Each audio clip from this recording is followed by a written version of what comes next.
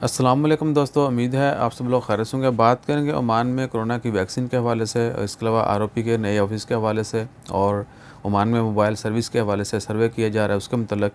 और ये भी कि आज 13 जून है और इतवार का दिन है। अभी तक ओमान गवर्नमेंट ने फ़्लाइट ऑपरेशन हमारे मालिक से जो है शुरू करने की कोई डेट नहीं दी, ना ही वीज़ा सर्विसेज की कोई डेट दी गई है कि कब से जो है नए वीज़ा की सर्विसेज जो हैं वो बहाल हो जाएंगी, लोग जो हैं वो फ्रेश वीज़ा लेके ओमान आ सकेंगे। तो शुरू करते हैं जी।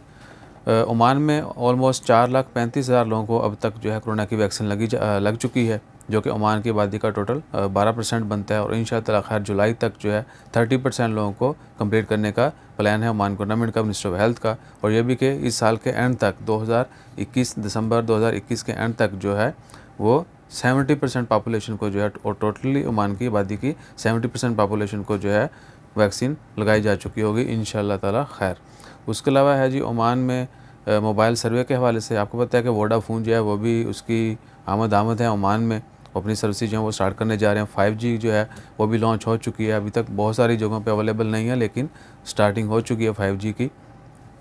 तो ओमान में जो है ना आज से सर्वे शुरू किया जा रहा है, आज से लेके अगले जुलाई 12 तक, यानी आज जून 13 है, जुलाई 12 तक जो है एक पूरे महीने का सर्वे होगा।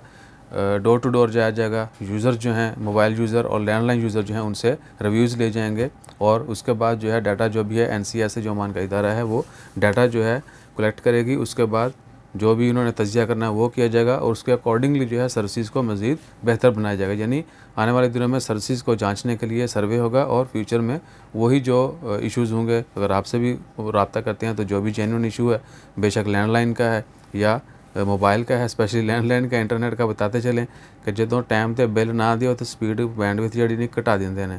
ठीक है, तो इस तरह की कंप्लेन जो है आप ज़रूर कर सकते हैं, बिल्कुल बता सकते हैं। जो भी रियलिटी है शेयर करें ताकि फ्यूचर में वो चीज़ें फेस ना करनी पड़े। उसके अलावा है ओमान में आरओपी अलकाबिल जो विलेज है बुरेमी के करीब, वहाँ पर आरओपी ने तमाम सर्विसेज जो हैं वो पुलिस स्टेशन के ऊपर देना शुरू कर दी हैं। जितनी भी सिविल सर्विसेज हैं, उसके अलावा ट्रैफिक की जितनी भी सर्विसेज हैं, पासपोर्ट रेजिडेंस कार्ड की जितनी भी सर्विसेज हैं, अलकाबिल पुलिस स्टेशन के ऊपर अब से अवेलेबल हैं, आज से अवेलेबल हैं।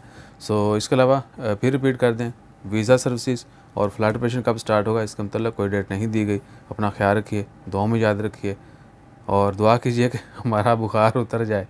जितने भी लोग स्पुतनिक लगवाते हैं उनको बॉडी पेन या बुखार ज़रूर होता है, तो अपना ख्याल रखिए, ज़्यादा से ज़्यादा केयर कीजिए, दुआ में याद रखिएगा, सब्सक्राइब करना मत भूलिएगा। जज़ाकल्लाह, अल्लाह हाफ़िज़।